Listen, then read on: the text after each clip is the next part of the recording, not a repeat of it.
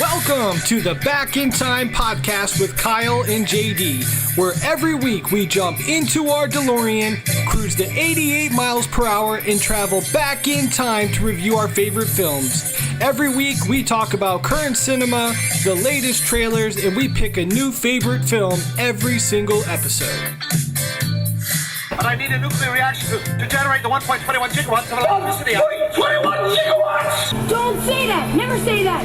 Goonies never say die! We're the best, we're the beautiful, we're the only Ghostbusters. Now, here's your host, Kyle Autry, and his co-host, JD. All right, welcome to the teaser trailer episode. This week, we discussed the 1994 comedy film Ace Ventura: Pet Detective. I'm Kyle Autry, joined as always by my co-host, JD. JD, how you doing?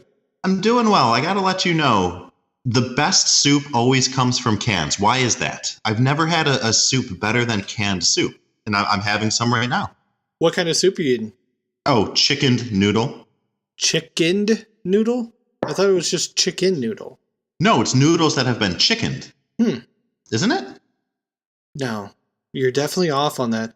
And also, I'm going to call bullshit on that because I think the best soup comes from Olive Garden. And every time I go there, I get the zuppa discan. I'm sure I'm not pronouncing it right, but that's the sausage potato soup. And it doesn't come from a can. Well, from Olive Garden, there's a good chance it does come from a can still. They just pour it from the can into your bowl. Touche. You're probably right. Dang it. Well, I just proved your point then. That's awesome, man. So you're enjoying some soup. Is that your dinner, or did you eat something else? It sounds so less exciting when you say, is that your dinner? Why can't I just be enjoying some delicatessen soup or something fancy? So that's a yes. That's all you're eating.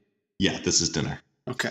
Love it, man. Well, let's jump into the DeLorean and go back to last week and start by just talking some Karate Kid. I have to say, man, the response for Karate Kid was really good. I'm glad everybody enjoyed it. What'd you hear on your side? The audience came out to vote. They picked Karate Kid, and apparently they made the right choice. Because, yeah, I think everybody dug the episode. I think that the audience made a great choice in the Ninja movie. Hopefully next time we put Honey, I Shrunk the Kids in a poll, Rick Moranis prevails. Maybe we'll do an all Moranis all the time poll. But thanks to everybody who voted, and it was a kick-ass episode. Yeah, no, I really enjoyed it. I thought that was one of our best episodes yet. And not to toot our own horn, but toot. Feels like we're getting better every week. Not to sweep our own leg. Not to trim our own tree. Or, damn it, he doesn't have a tree in that movie. What's it called? What's that little... bonsai tree? Bonsai. Yeah. Now you did some Yokozuna right there. Bonsai! Love me some Yokozuna. Did you know that Yokozuna was a cousin of The Rock? Seriously, is that true? Yeah, no, that's true. There's actually like a ton of wrestlers that come from that exact same family. So Yokozuna would have been first. Rikishi is a cousin of Yokozuna. Also, Umaga, who passed away, was a cousin. And then you got The Rock. And then you have the Uso twin brothers that are currently like tag team champs. And also Roman Reigns. All come from that same family. What about Owen Hart? Is he from that family as well? Definitely not. Owen Hart is white. He's probably from the Hart family, isn't he? Very Canadian. Should have been able to put two and two together. And then I would have had I was going to make a Parks and Rec joke about having a fart attack, but call it a Owen Hart attack. And I realized that would just have not gone over well. Yeah, Owen's like one of my favorite wrestlers. We can't rag on him. I loved him too. Big Owen fan. I actually was watching the pay-per-view the night he died. Same. Yeah, that was tough. Anyway, we'll get off of wrestling talk and get back to movie talk, right? We're a couple days in to the Black Panther era. I know we'll do a full breakdown on the full Ace Ventura episode of what our thoughts were, but yeah, man, I gotta say I was pretty impressed with what I saw from Black Panther. But let's save our comments for the full-on review, because I don't want to. We can spend a lot of time discussing it, and you know how passionate I can be about Marvel movies, and how passionate you can be about superhero movies. And let's put the focus on Ace Ventura, and then give a little bit more juice to Black Panther. Yeah, for sure. And then, coming into theaters in March here, we got a couple things I wanted to just bring up and kind of get your thoughts on it. So, first weekend of March, we're going to have a movie out called Red Sparrow with Jennifer Lawrence. That comes out March 2nd. Do you have any interest in seeing that? If Jennifer Lawrence is in it, the answer is yes. Good answer. Okay. Yeah, I thought the trailer looks really good. I'm interested to see what it is that they're going to kind of go over. Also, we've got the reboot of Death Wish from director Eli Roth, starring Bruce Willis. Do you have any interest in the reboot of Death Wish? Death Wish is one of those movies that like really puts me on the fence because I am a massive fan of Charles Bronson and Jeff Goldblum in the original. As you can imagine, I am also a massive Eli Roth fan. So for me to look at this remake and to see like Eli Roth getting a chance to do something big, which he hasn't really done in a while, right. I'm more than super interested in seeing his take on a story that's kind of as old as time. Revenge. Yeah, one thing that kind of caught my eye was the fact that Eli Roth was doing this. This isn't a horror movie. I can't remember any other films in his catalog that aren't horror-based movies. Do you? No, he's Splat Pack through and through. So what do you think brought him into this movie? You think it's just a love for the original? I really hope that's what it is. It's just that he's passionate about the story. He loves the prospect of the film, and it was a great opportunity for him as a director to really spread his wings and tell a great visual story. I would love to think that happened, but in reality, what I'm thinking has happened is he went to the people that make the movies and was like, "Hey, I need this much to make my next horror film." They're like, "We need you to do this, and then we'll greenlight your project." He's like, "Fine, all right, I'll do it." That's probably the reality, but I don't really know. Your words, not mine. This is the episode the fans voted for. It took 2 polls for us to finally get Ace Ventura on here. But here we are, man. How excited are you to finally talk about Ace Ventura? I am super excited. Props to the fans for voting for Ace Ventura. No love lost for second place, which was The Truman Show, which I think would have made for an excellent episode. I really feel like for those of you that are going to be rewatching Ace Ventura with us, that we're going to see a story that we are going to watch differently than we did when we were kids. Having watched it a few years ago, I was definitely surprised at like the intricate story that's being told and like how it all ties together with fart jokes. Gotta have the fart jokes, man. One thing that you mentioned about Jim Carrey, and it's been a couple weeks since you said it, but I was just asking you like first impressions of Jim Carrey, and you just described him as stringy. And I'm just wondering if you can elaborate on that a little bit more on why you feel like Jim Carrey is both funny and then also very stringy at the same time. Well, I'm going to go ahead and reference Nightmare on Elm Street episode that we did a few weeks ago with Black Cat Shadow. Spaghetti Arms? Spaghetti Arms. To me, Spaghetti Arms, Robert Englund, and we've seriously talked about this for like 4 or 5 weeks now. Right. Is kind of like the horror version of Jim Carrey. It's like, what is he doing? Why is he flailing? He's all over the place. He's unpredictable. Is he going to knock over a patio set? Is he going to push somebody into a grill? Stringy. Yeah. Now, so is Ace Ventura like the first memory of Jim Carrey for you then? Is this, or did you see him in something prior to this? I had the fortunate pleasure to remember him from In Living Color. Fire Marshal Bill was my first Jim Carrey memory. Okay, awesome. So safe to say you were already a fan before we got into Pet Detective. Oh, I was on board. I was on board. Was this a DeSandro family night at the movies, or was this a Blockbuster rental night for you? Blockbuster rental. Again, my family didn't go to the movies. That we couldn't afford fancy shoes or school lunches. No, it was Blockbuster or nothing. So you never ate lunch? Well, not in those fancy brown paper sacks that you probably had. Awesome. And yeah, I think that was my first memory too. Definitely Blockbuster, but I think there was like a lot of schoolyard effect with this movie. Like a lot of my friends that had watched it at the theater were going around the playground going, "Oh, righty then." And they're doing all the quotes and stuff. I'm just like, what's that from? And, as soon as it came out, I can remember seeing this at home and watching the VHS of it and just fallen in love with all the quotes because there's a ton of them in this movie. All the way down to one I still use today, which is Holy Testicle Tuesday. Which I was gonna say I like to ask people questions. Okay. Or the or the other one where he's like, if I'm not back in 5 minutes, just wait longer. I always use that one too. But yeah, I mean, this movie's just so quotable. We've got the Miami Dolphins. We got Dan Marino. We've got a dolphin. It's a fun movie to watch. Let's get into the trailer. So if you're listening at home or at work or you got computer access, let's get on the YouTube right now and just type in Ace Ventura Pet Detective original trailer. And the trailer that we're going to be watching was uploaded by Movie Clips Trailer Vault. And it has 193,000 views. And we will give a 3, 2, 1 click. And we will watch this thing together. So, JD, you have it up on your end? Socks off, ready to rock. All right, here we go. 3, 2, 1, click.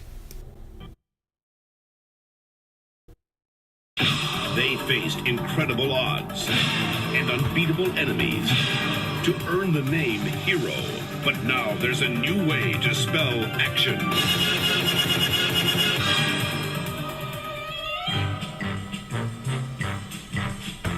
Jim Carrey is Ace Ventura, Pet Detective.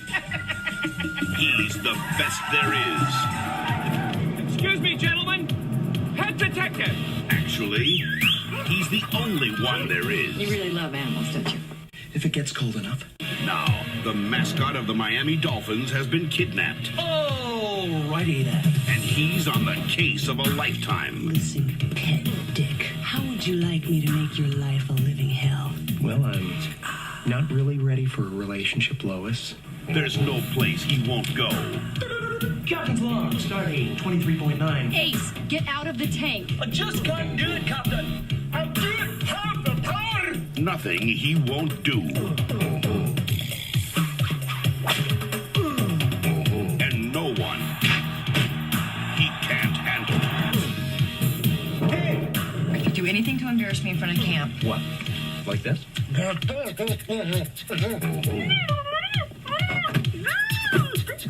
Hi, Captain Stubing. Because when this pet detective gets the scent, Where's Dan Marino? Hi, I'm Dan Marino. Reno, why? Because he's about to join Snowflake. he'll follow it anywhere. Here's Snowflake.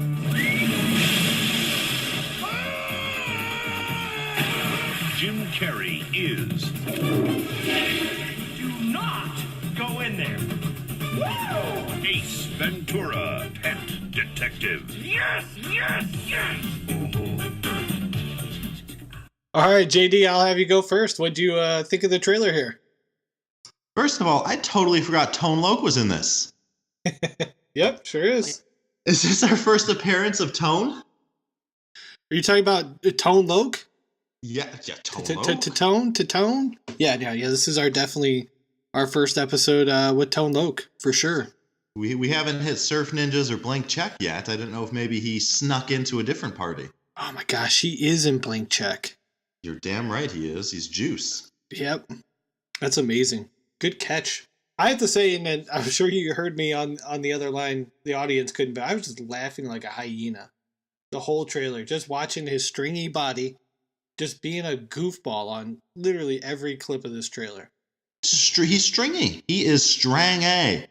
A human puppeteer. He really is. And the silly part about it is for him to act, Ace Ventura, not Jim Carrey, for Ace Ventura to act the way that he does in social situations like that either constitutes extreme social anxiety or supreme confidence. And I don't know where Ace Ventura lands because, as the film suggests, he may get the girl or an animal. Well, if it gets cold enough, he'll get the animal. But yeah, no, I thought the trailer's hilarious. I'm definitely looking forward to watching the movie.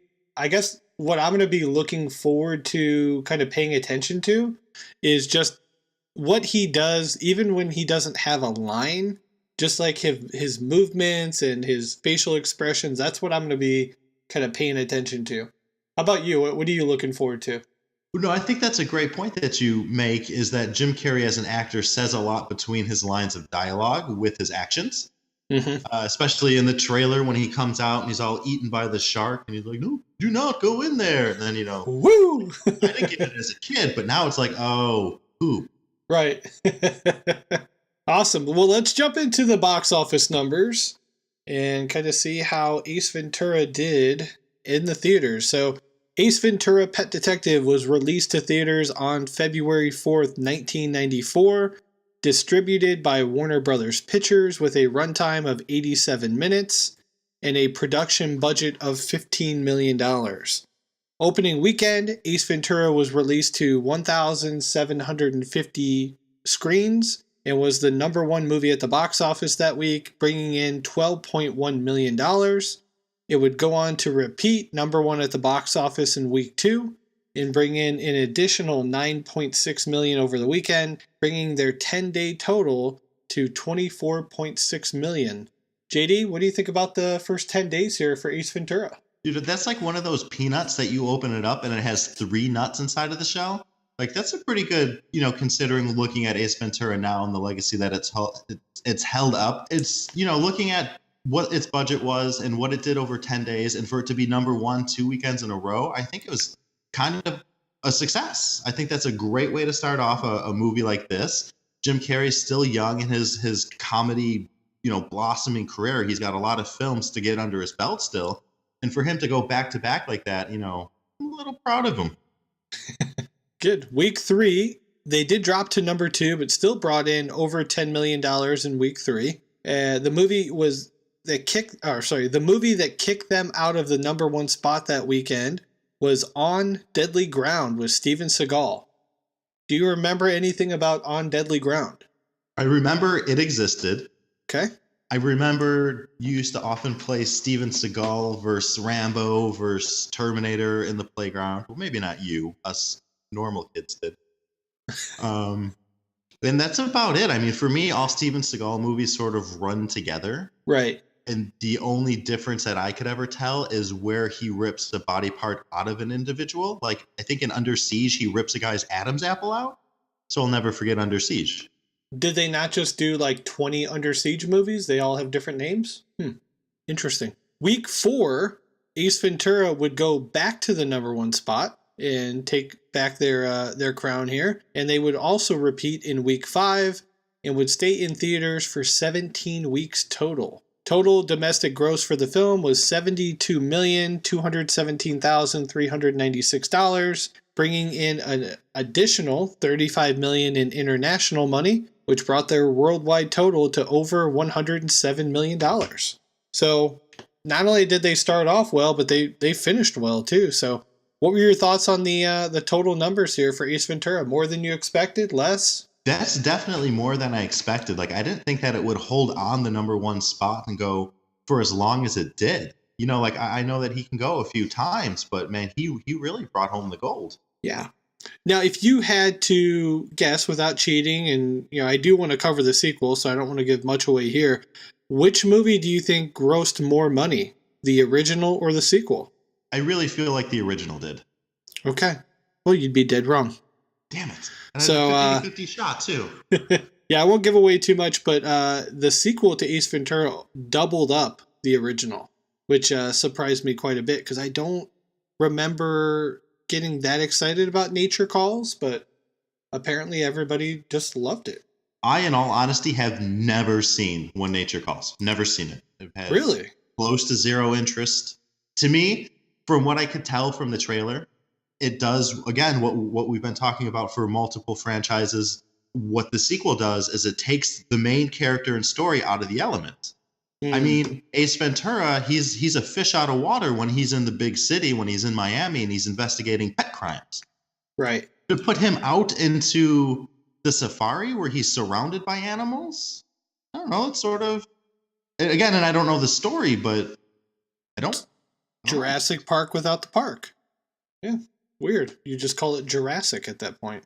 Let's do some top 10 movies for the weekend of February 4th. So as we talked about, number 1 was Ace Ventura. Number 2 at the box office, good competition here. Mrs. Doubtfire was number 2. Number 3 was Philadelphia with Tom Hanks. Number 4, My Father, the Hero, which also debuted that same weekend. Number 5 was I'll Do Anything, which also debuted that weekend. Number 6 was Schindler's List. Number 7, Grumpy Old Men. Number 8, Blink. Number 9, Intersection, not to be confused with Interstellar. And number 10, Iron Will. So obviously I can't wait to get into Mrs. Doubtfire. Hello! But any other notable films on there for you, JD? Yeah, obviously we need to take a moment to give props to the almighty Doubtfire. Hello! Philadelphia, it happens. Good movie. No, it's a great movie. I just don't know that it'll ever cross our podcast. God, that'd be a boring episode. So this is when he gets AIDS. JD, any thoughts on that? Yeah, well, he's going to die.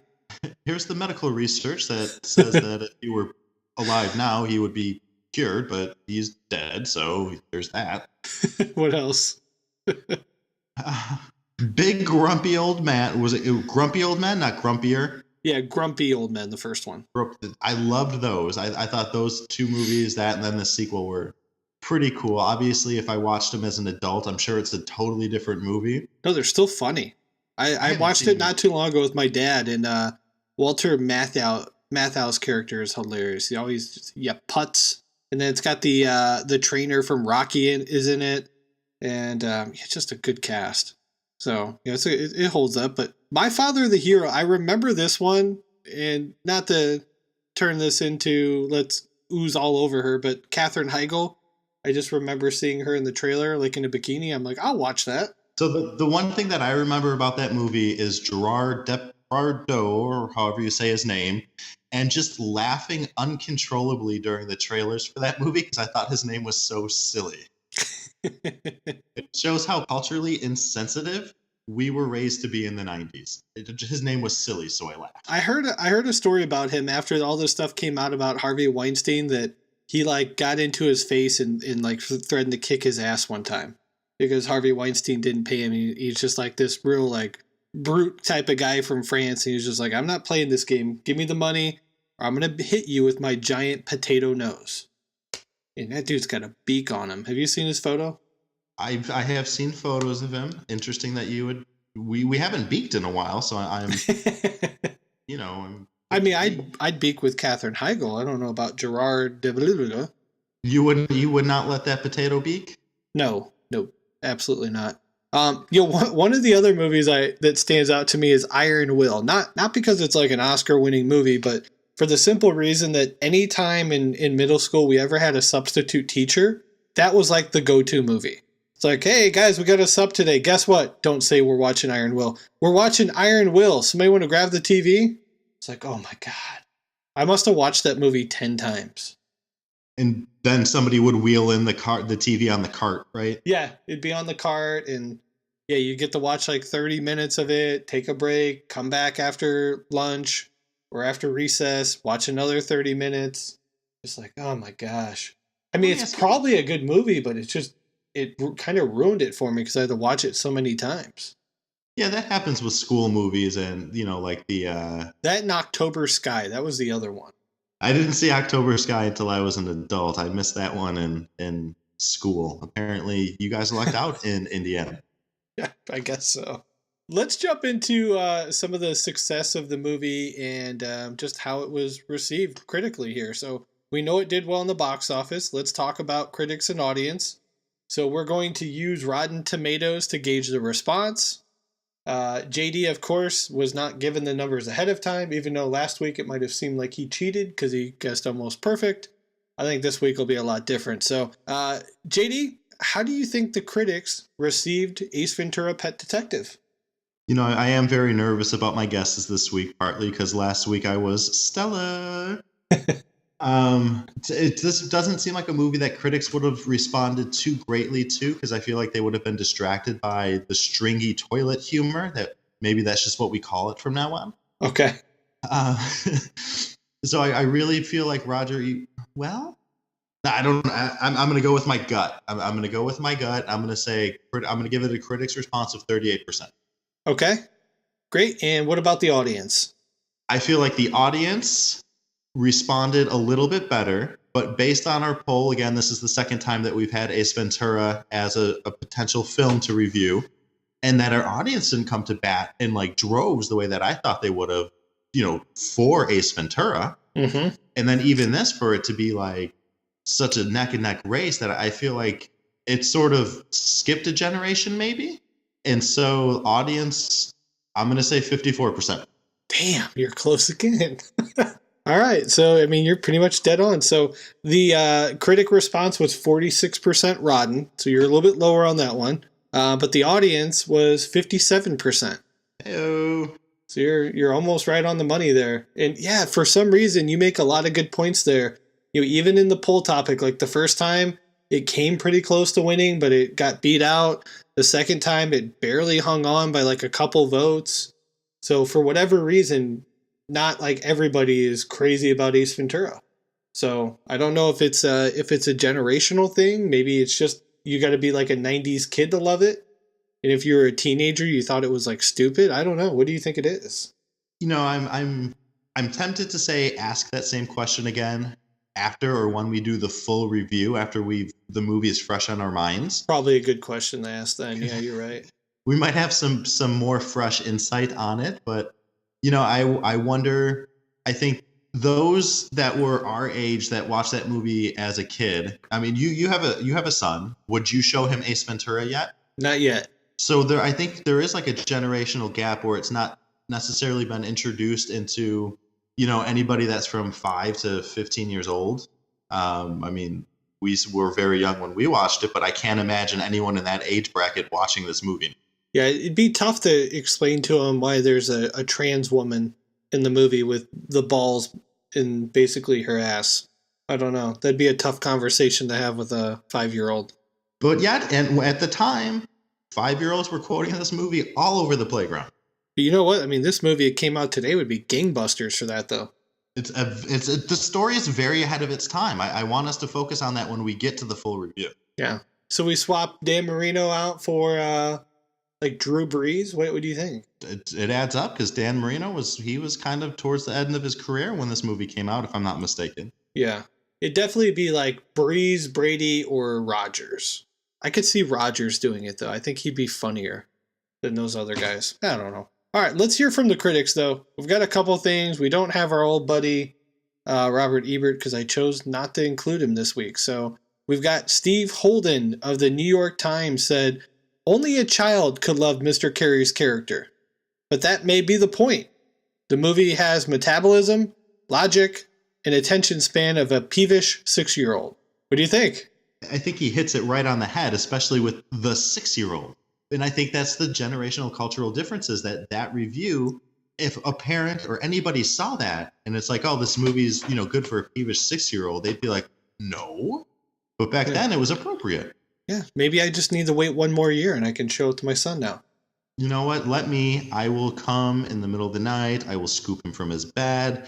I got a big Astro van with like a pull-down TV. I'll show it to him late at night in the dark. That's super creepy. Thank you. So aggressive. All right, and I got one more. Rita Kempley of the Washington Post said, a riot from start to finish. Carrey's first comedy is as cheerfully bawdy as it is idiotically inventive. A lot of $10 words there. What'd you think? My memory would say the same. It's an inventive movie. It's bawdy. It's stringy. They keep forgetting to use the word stringy. Somewhere there has to be like a write-up about him just talking about how stringy he is. Well, maybe we just trademark that phrase, Jim Carrey is stringy. That'd be nice. Yeah, interesting. We're going to come back on Wednesday. We're going to do the full episode and really deep dive into Ace Ventura. We want to thank you guys for hitting the download button on today's episode. And remember to subscribe to the podcast, hit rate, review, and then leave us a little message there about what you love about the show. That helps us grow the podcast and eventually pick up sponsors, which, by the way, JD, side note, we got our first sponsor. I'll tell you about it off air. So we'll go through that. Now, next week on the teaser trailer, we will be discussing The Big Lebowski. It's going to be the 20-year anniversary for Big Lebowski. Can't believe it's already been 20 years. It's one of my favorite movies, and looking forward to getting into that. And you can follow us on social media at Back in Time Pod, Twitter, Instagram. We're at Facebook, facebook.com/backintimepod. And we're also online at backintimepod.wordpress.com. For JD and myself, it's time to climb back into the DeLorean, punch in today's date, and return back to present day. We'll talk to you on Wednesday. See ya. Alrighty then. That was okay.